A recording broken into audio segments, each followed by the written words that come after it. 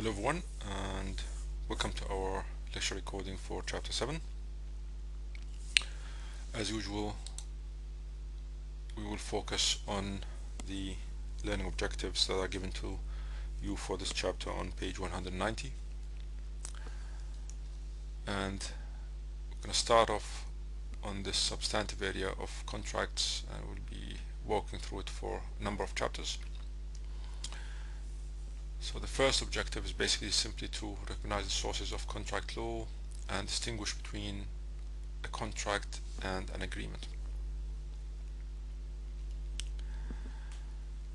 Now you'll notice that on page 191 you are given three primary sources of Australian contract law. The first being common law, or what we referred to earlier as judge-made law or case law. Second source is equity, which is also part of case law, and equity in particular can be seen in things like promissory estoppel and unconscionable contracts. You could also see it in something called negotiable instruments, which we will not cover in much detail, but you can refer to on page 886 of your textbook. But the most important source today is of course statute law, and in that area you'll find that we will focus on something called the Australian Consumer Law, or ACL, and that's found in Schedule 2 of the Competition and Consumer Act of 2010, and you'll find that we will focus our attention on this particular schedule, the ACL, in the coming chapters. The second requirement for this first objective is to distinguish between contracts and agreements. So we said that the contract law in Australia has three main sources, being common law, equity, and statute law. And we'll move on to the second part of the first learning objective, which wants us to distinguish between contracts and agreements. Now, an agreement is not necessarily a contract. So you could have an agreement, but that by itself on its own is not enough for us to establish that there's a contract. On the other hand, you will find that sometimes there could be contracts, or what's known as quasi contracts, and they don't have agreements. So they are established by law, not by agreement between the parties. That's why we refer to them as quasi contracts. But the idea is that it's important to distinguish the fact that to distinguish between contracts and agreements, and you'll find more details given to you on page 192 under the business tip, saying an agreement is not necessarily a contract. While every contract involves an element of agreement, don't assume that every agreement will result in a contract recognizable by law, because first, the parties may not intend to create legal relations, and or one or more of the principles governing contractual relations may not have been satisfied. And as we said, sometimes a contract exists irrespective of the wishes of the parties. And you're given the example of CTP insurance, or compulsory third-party insurance, which is of course part of the registration of any vehicle in all jurisdictions in Australia.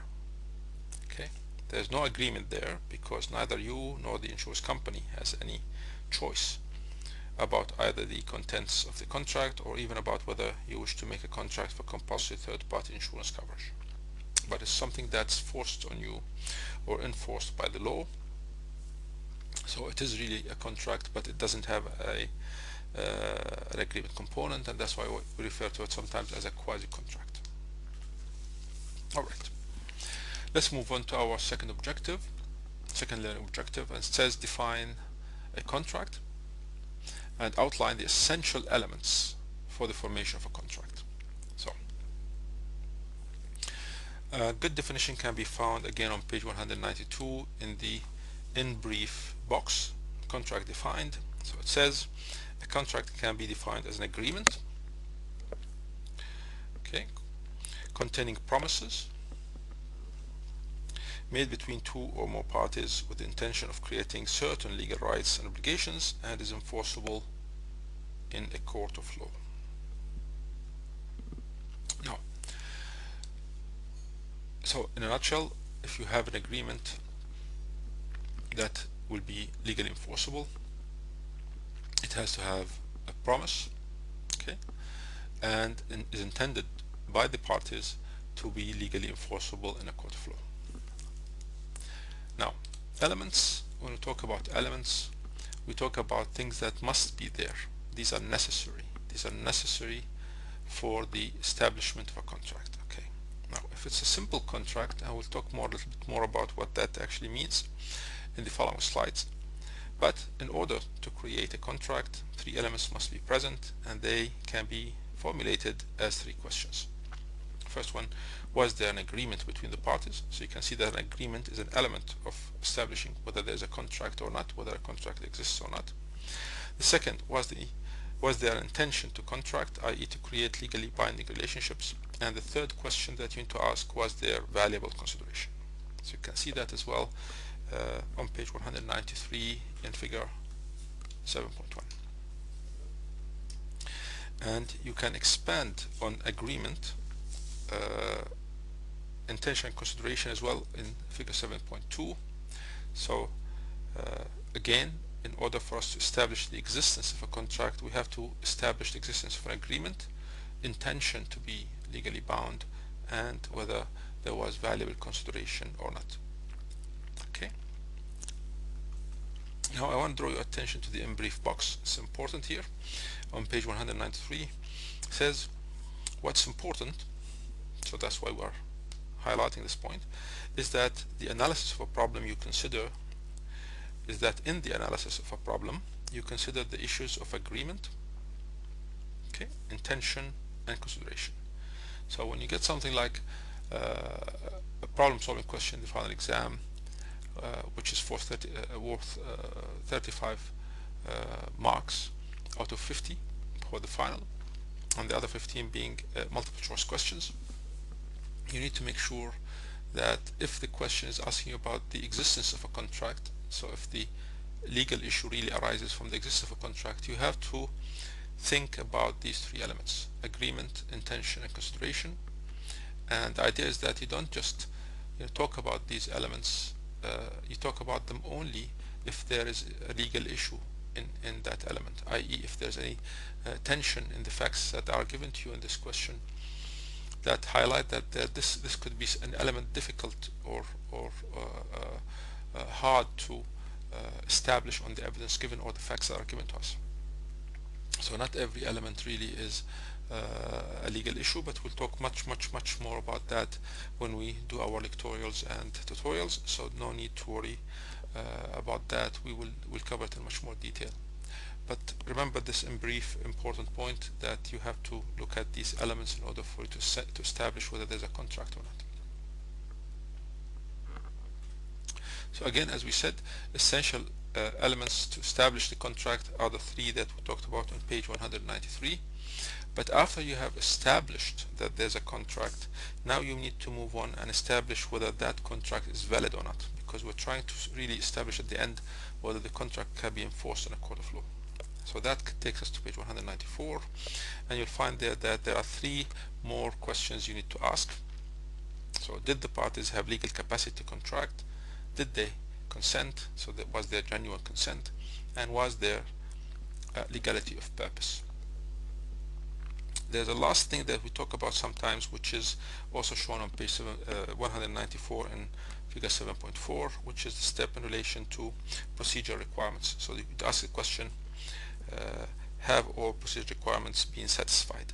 Okay, so that would make sometimes the contract valid but still not enforceable. Okay, but we'll talk again more about that. You can link it also to credit contracts, but we will not really cover that in much detail. But if you're interested about learning more about these credit contracts, we can move. You can look at them in chapter 35, online chapter 35, which is page 974 of your textbook. Alright, let's then, so all we have done so far is to just outline what we will be talking about later on in chapters 8, 9, 10, 11, 12, 13 and 14. Okay, so this is going to take us all the way until chapter 14. But all we're saying now is that there are two things that you have to look at: whether the contract exists and whether the contract is valid. If the contract exists, it has to have three elements. It has to have three elements: an agreement, intention to create a legally binding contract, and consideration. Once you have cleared this hurdle, you have to ask yourself whether that contract that exists now, because we have established it exists, whether it's a valid contract or not. So that takes you to the other four questions that we've just mentioned, which talk about capacity, consent, legality, and procedural requirements. Alright, let's then look at the third objective for today, which is classify various types of contracts and incorporate formal and simple contracts. Now the best way to look at this is really the in brief box on page 195. All you need is there. Okay, so the key point is that you have many different classifications. So one of them, for example, talks about bilateral versus unilateral contracts, and this classification really looks at the number of exchanges between the parties. If there are more than one, so there are two exchanges, for example, one party A, party B, party A promises party B, for example, to sell a pen, and party B in exchange promises to pay $10. That's what we call a bilateral contract, because there are two promises, right? A promises to sell the pen to B, and B promises to pay A $10. But sometimes there's also unilateral contracts, because there's only one promise. So for example, if someone loses a pet, okay, a pet is missing, so you'll find that they will put something, sort of an ad or some announcement that if you find this pet, we will pay you some let's say $10. All right, find Fluffy and we'll pay you $10. So you don't have to promise anything, you just find Fluffy, and by performing that act of finding Fluffy, you have actually completed your part of the contract. So it's a unilateral contract because there's only one promise, and the promise flowing is only from the owner of this pet, from the owner of Fluffy. Let's call them person A. So A promises B, or promises the world at large, anyone who can find Fluffy, I'll pay you $10. So anyone who finds Fluffy, knowing that there was this promise, then they're entitled to that $10. That's what we call a unilateral contract. Then there is also a classification in relation to validity. So we just said something briefly about the second element really of contracts, which is the validity of the contract, under which there are four sub-elements. So we talked about capacity, consent, legality, and form. But you could also classify contracts based on their validity. So if it's a valid contract, then you have satisfied all the elements of existence and validity. So 7 elements we've discussed, from agreement to intention to consideration, which clears the existence, and then through the consent and the capacity and legality and form, that gives you an enforceable valid contract. But sometimes the contract could be voidable. So even though it's valid, it could be still voidable because one of the parties, namely the injured party, can enforce or rescind. Okay, so there's usually here a problem with one of the validity components, for example capacity, or sometimes consent, and that makes the contract voidable based on the election, we say, or the decision of the injured party. So sometimes that injured party could be a child, for example, or a minor, and they still by law have the right to rescind this contract. They can get out of that contract. Okay, or the contract could be void. So there's basically no legal rights or obligations in the contract, and the Latin phrase for it is void ab initio, which means that it's void from the beginning, to emphasize that there are no rights or obligations under this contract. Other classifications include unenforceable and illegal. So the unenforceable one really is lacking a procedure requirement, so usually form. So sometimes it has to be in writing, but it wasn't. Some contracts need to be in writing. We'll talk about that in some more detail later on. And the contract was not in writing, so it wouldn't be enforceable. Okay, unenforceable. And also sometimes we talk about contracts in relation to performance. So a contract that's executed means that the contract is performed at the time of making, or it could be executory. So both parties still have obligations to perform. So if I promise you to sell you this pen, and you promise me to pay me a $10 price for the pen, but we haven't done anything yet. I haven't delivered the pen to you, nor have you paid me that money. This contract would be classified as executory.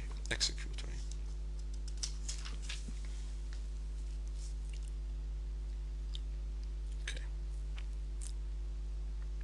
On the unenforceability point, which we'll also find some more about on page 197, I'd also like to refer you to something called quantum meruit. Quantum meruit, and we'll also discuss them in some more detail later on. But for now, if you could also have a look on page 416, because that also links to this idea of if it's unenforceable, because they say in page 197, while the contract appears to be valid, no legal action can be brought on it. But still have a look at what we call quantum meruit, okay, because that could be another option you can take even if the contract is unenforceable.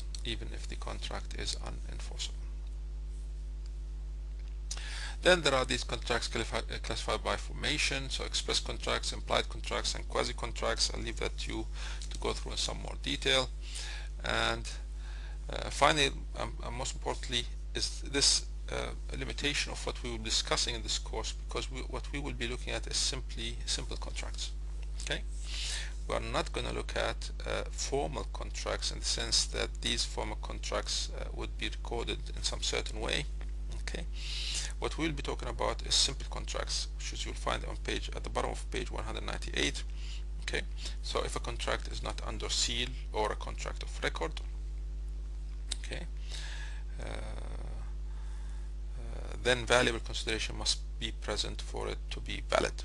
Okay, so in our the discussion of contracts, we'll always assume that we're talking about a simple contract, so consideration must be one of the elements for existence, unlike formal contracts where consideration is not required. Okay, and you can look at that as well on page 198. All right.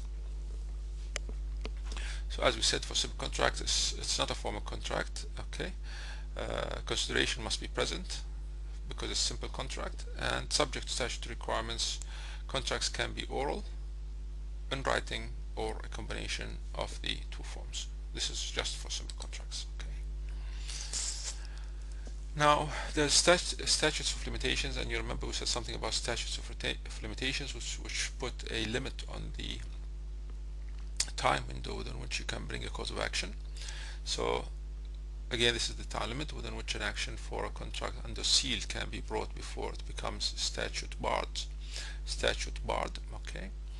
They vary between states again, and it is much rather shorter for an action in a simple contract. Okay, 6 years for a simple contract compared to 12 years for a formal contract. So you have only 6 years if you want to bring a cause of action that relates to a simple contract. Okay, if it contains consideration and so on. Now there's something called the parole evidence rule, which we will discuss in some more detail in chapter 14. It says where parties have reduced the agreement to writing.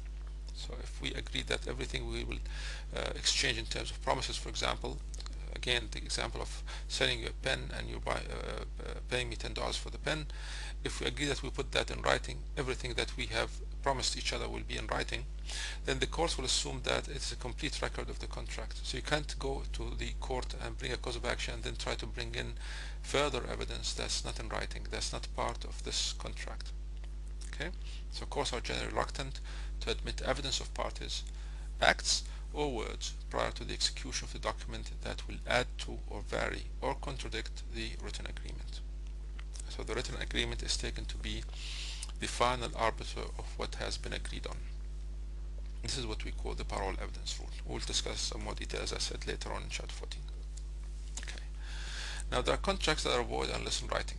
So this is on page 199.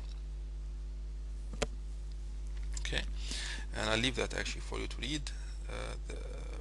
So there are also contracts that must be evidenced in writing, okay, which is also on page 199. Says there is a second class of contracts that must be evidenced in writing. The absence of writing does not affect their validity, okay, but it makes them unenforceable in a court of law. Okay, again, an example can be found on page 416, okay, in Raby and Matthews. Okay,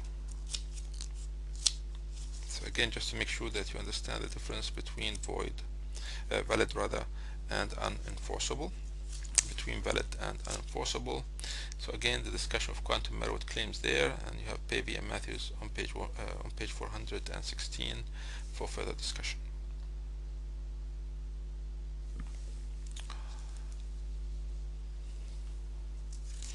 Then we come to this point that there are also contracts that are unenforceable until in writing. So this is the idea that there are some contracts that must be evidenced in writing, okay, and that's also discussed on pages 199 and on page 200. Alright, let's then continue with our fourth learning objective that says describe the features of an e-contract. So this is electronic contracts, and discuss the requirements of the Electronic Transactions Acts. Okay, so today of course we have a huge increase in electronic transactions and electronic transaction acts. So anything that you buy on the internet, for example from Amazon, would be classified as an e-contract. Okay, so it's all part of e-commerce. Okay, the main features of electronic transaction acts are given to us on page 201. So a transaction is not invalid simply because it took place wholly or partly electronically. Alright, and a requirement to give information in writing can be satisfied if the person gives the information by means of an electronic communication. Okay, and the rest of those lists that you'll find on page 201 and 202. Okay, and I'll leave that really for you to take some look at on pages again 202 and 203. So as we said, features of electronic transactions legislation include that it's not invalid simply because it took place electronically, and giving information in writing can be satisfied electronically, so like an email, and an electronic signature is acceptable if certain requirements are satisfied, and that's, for example, when you have an Adobe Acrobat, for example, that you sign electronically, electronic contracts that could be signed through electronic signatures. Electronic form is equivalent to hard copy, and the recording of information in electronic form is equivalent to hard copy. Okay. Now there's also this point of establishing the time and place of dispatch and receipt of a certain contract. So the time of dispatch occurs when a communication leaves an information system under the control of the originator, or if it has not left the originator's control, the time when it is received by the addressee.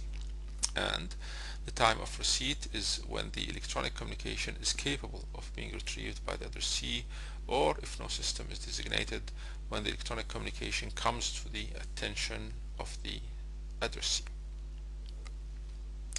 Alright, that's really the end of this short lecture recording for this short chapter 7.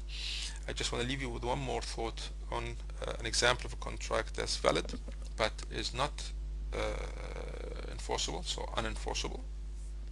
And I will refer you to page 759, page 759 of your textbook in relation to a case called Black and Garnock. Okay, Black and Garnock, and if you can have a look at that as well, and we'll be discussing, of course, these differences and these cases in more detail, as I said, in our lectorials rather than discuss them in our lecture recordings. Okay, so that brings us to the end of this lecture recording. We'll leave it there, and the next the next lecture recording will be for chapter 8. Thank you.